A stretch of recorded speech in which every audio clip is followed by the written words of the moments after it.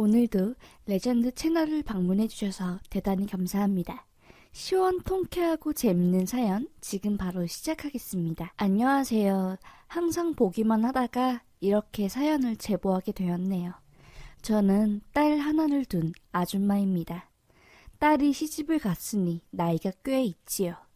저희 딸은 지금 중학교 교사를 하고 있습니다.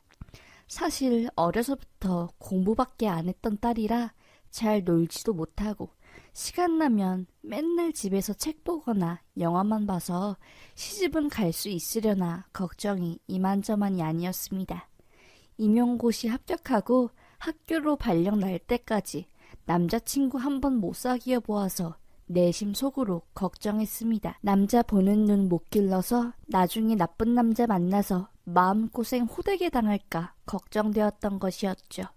딸이 교사로 근무한 지 2년 정도 되었을 때 갑자기 만나는 남자가 있다고 하더라고요. 사업하는 사람인데 너무 좋다고. 이 남자 없으면 숨도 못 쉴 정도로 내 삶이 전부가 되었다고 하면서요.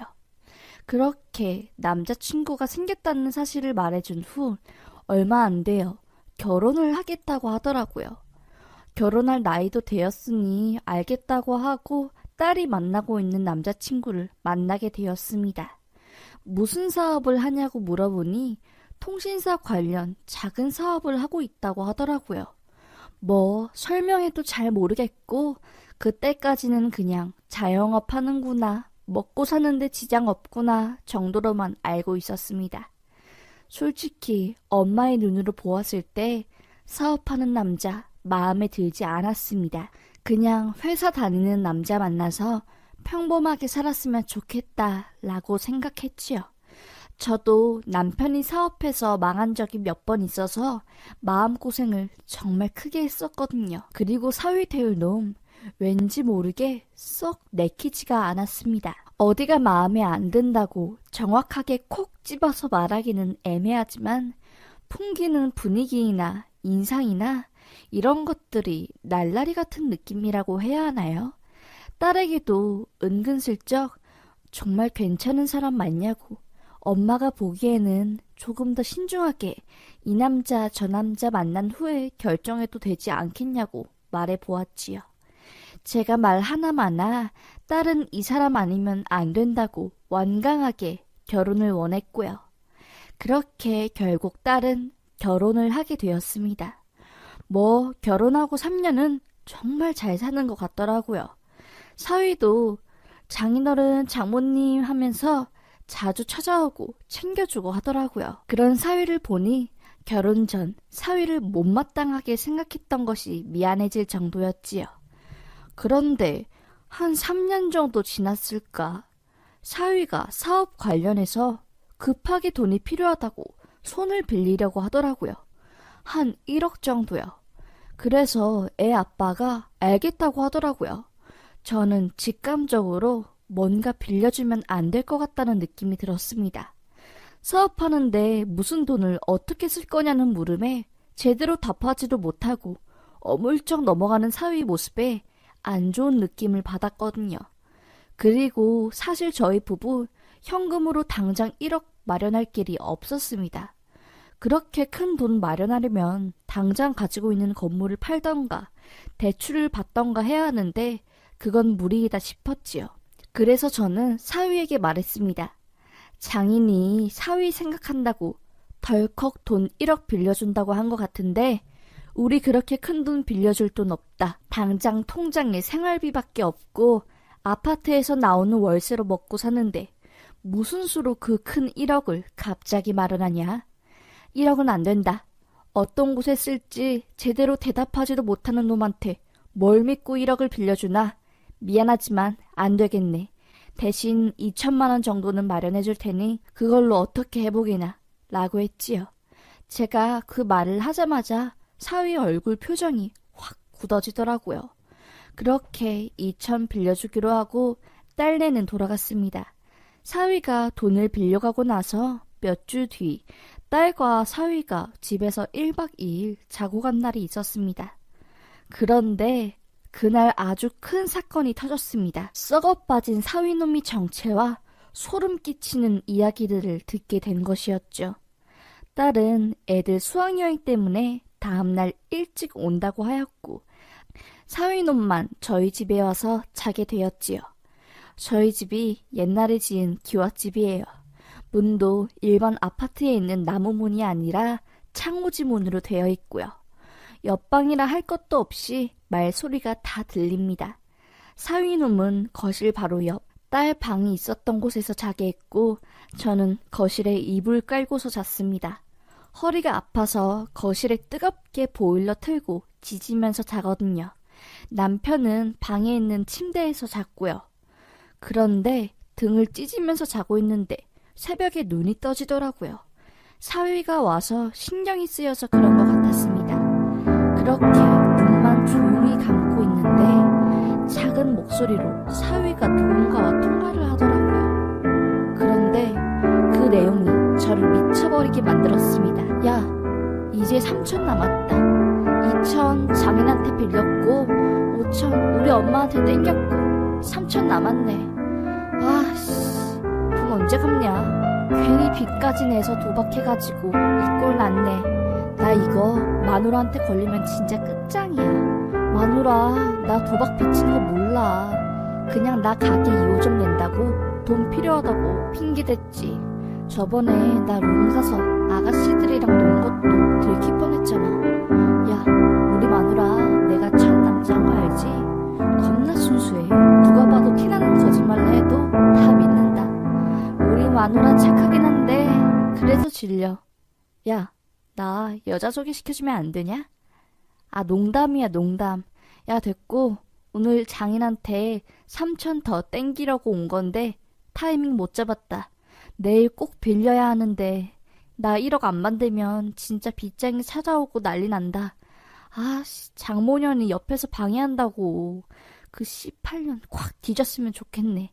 냄새나는 노인 한 명이 내 인생을 망치려고 한다. 나 힘들다 형씨가. 내가 이러고 살아. 노인네한테 돈 3천 꾸려고 빌빌대고. 에휴, 야 끊어라, 피곤하다. 다음 주에 만나고 라고 하더라고요. 저는 듣는 내내 저도 모르게 녹음해야겠다고 생각이 들었고 중간부터 녹음을 했습니다. 판이나 TV에서 증거 수집이 중요하다는 것을 많이 본 덕인지 덜덜덜 손을 떨며 핸드폰 녹음기를 켰네요. 그리고 이불을 뒤집어 쓰고 녹음기를 킨 채 눈물을 삼켜냈습니다. 너무 화가 나서 울분이 터지니 눈물이 줄줄 나오더라고요. 목으로 울음을 계속 삼켜냈지요. 그리고 든 생각은 이놈 새끼 어떻게 해주지? 이딴 놈한테 우리 딸이 시집을 갔다니 라는 생각 때문에 미쳐버릴 것 같았습니다. 저를 욕하는 것보다 저희 딸 몰래 여자를 만나고 도박을 했다는 것에 대한 화가 더 컸네요. 저보다 더 상처받을 딸을 생각하면 억장이 무너져 내렸습니다.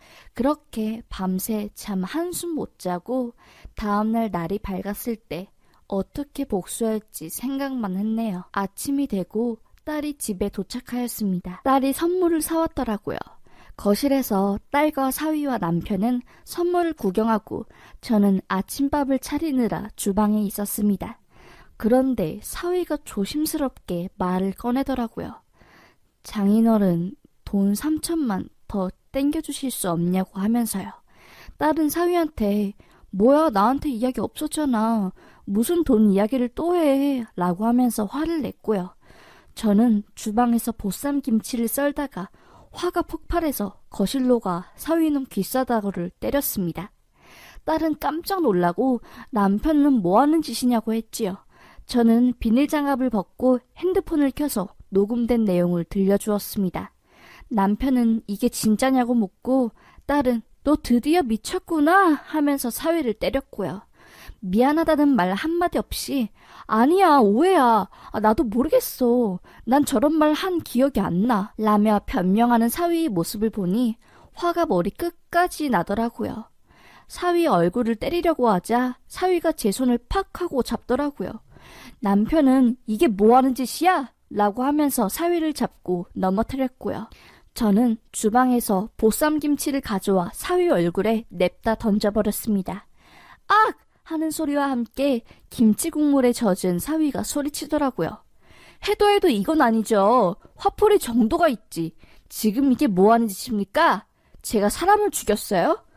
아씨, 진짜 김치 냄새, 씨. 라는 소리를 듣자마자 남편은 눈이 돌아갔습니다. 온갖 욕과 함께, 그래! 김치 냄새 난다고? 김치 냄새 난다고 욕했지? 후회하게 해주마. 하면서 김치국물 묻은 와이셔츠를 팍 하고 찢어버렸네요. 다시는 내 집에 발들이지 마! 하고 위통이 벗겨진 사위를 쫓아냈고요. 딸은 그런 사위를 향해 온갖 욕을 하면서 마당에 개똥 모아놓은 걸 삽으로 퍼서 밖을 나가고 있는 사위놈한테 뿌렸고요. 사위놈이 제 딸을 때리려고 하길래 저와 남편이 막으려고 했습니다. 그 순간 딸이 본인이 들고 있는 삽으로 사위놈을 같이 때리려고 하니까 무서웠는지 아씨, 진짜 뭐 이런 경우가 다 있어? 가만히 안 있어 나도 하면서 도망가더라고요. 그렇게 사위놈을 집에서 쫓아내고 마당에서 남편과 저와 딸은 한참을 부둥켜 울었네요. 그 이후 정말로 사위놈은 술 먹고 저희 집을 찾아왔었고 그때마다 경찰을 불러서 신고했습니다.